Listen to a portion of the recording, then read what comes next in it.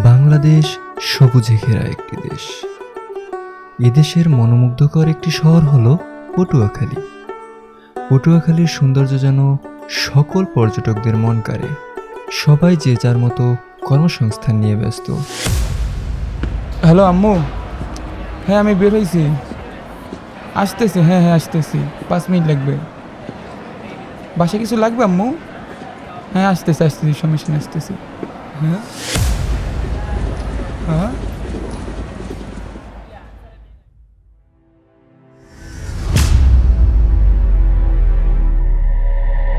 এমন সময় শুরু হয় তৃতীয় বিশ্বযুদ্ধ।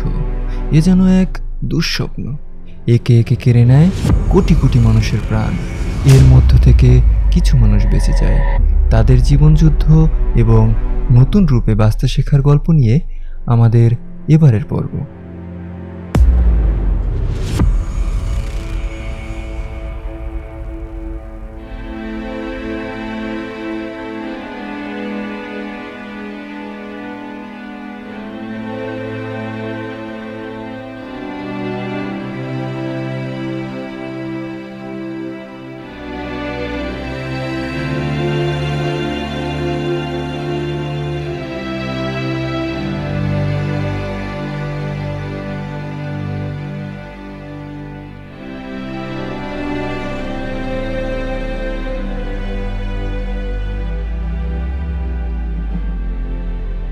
আগে বেল বাজতো স্কুলে পড়ার জন্য, আর এখন বেল বাজে খাবার খুঁজে পাওয়ার আসে।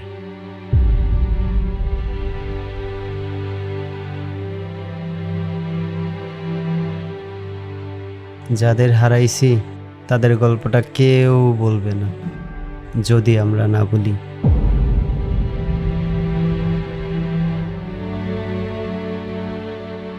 আগে কাজ করতাম কনস্ট্রাকশনে, এখন এই ধ্বংসস্তূপই আমার পরিচয়।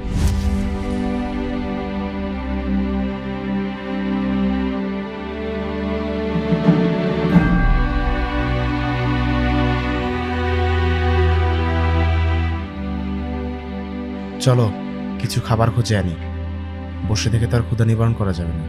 আচ্ছা চলো।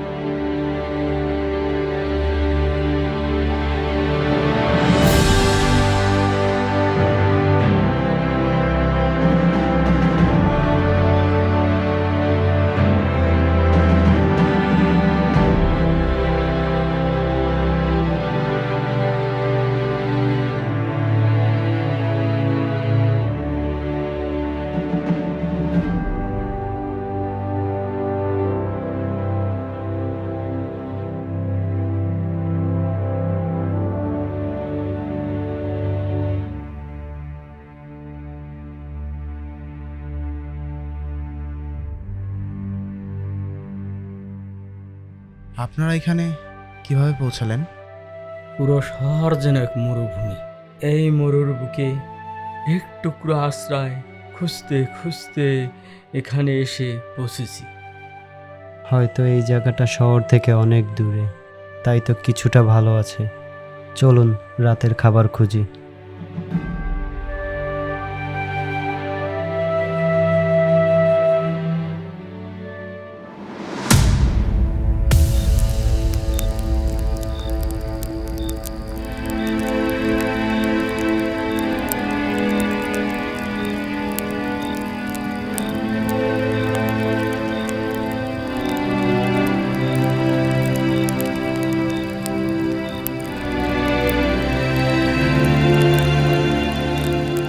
বাড়ির পাশের মন্দিরটিও ওরা পুড়িয়ে দিয়েছে। আমার ঘর, আমার পরিবার সব পুড়ে ছাই হয়ে গেছে। শুধু পিছন ফিরে দেখেছি আর নিজের জীবন বাঁচানোর জন্য ছুটেছি। আমি বাঁশিতে সুর তুলতাম, এখন কোনো সুর নেই, আছে কেবল ধ্বনি। রুবেল কর, বাবা আমার বাঁচা। আমি নিঃশ্বাস নিতে পারতেছি না। রুবেল, ও রুবেল।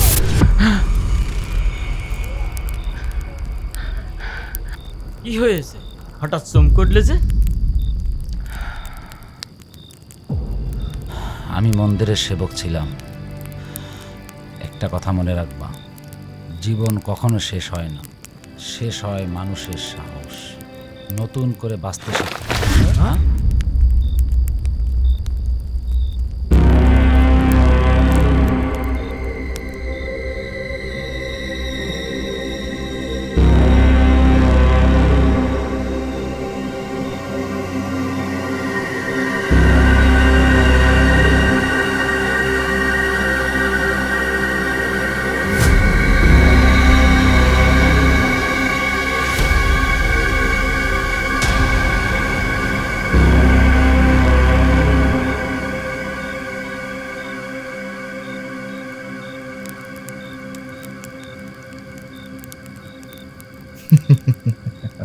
তোমরা আবার নতুন করে করতে চাও এই ধ্বংসের মাটিতে?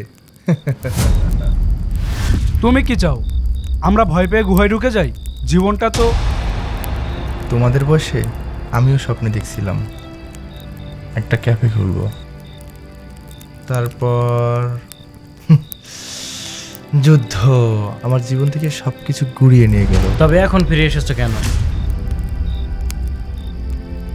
শুধু দেখতে কিছু এখনো জানতো আছে কিনা। ভাই, আগুনে পুড়ে গেলে মাটি ফেটে যায় ঠিকই, তবে তাতে আবার শিউলি ফুল ফোটে।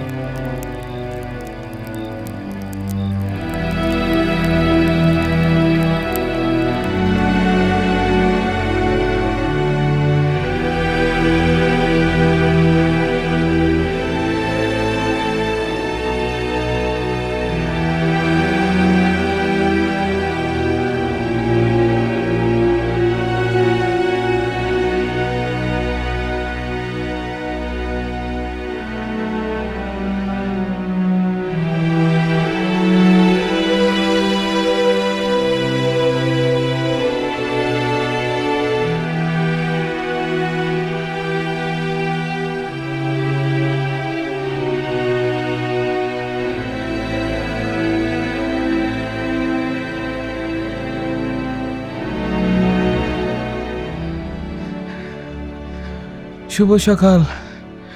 তোমরা আমাকে নতুন করে বাঁচতে শিখিয়েছো, ভেঙে দিয়েছে সকল ভয় আমার। তাহলে আজ ঘুরে ওড়াবো, পুরোনো কাপড় জুড়ে একটা বানাই।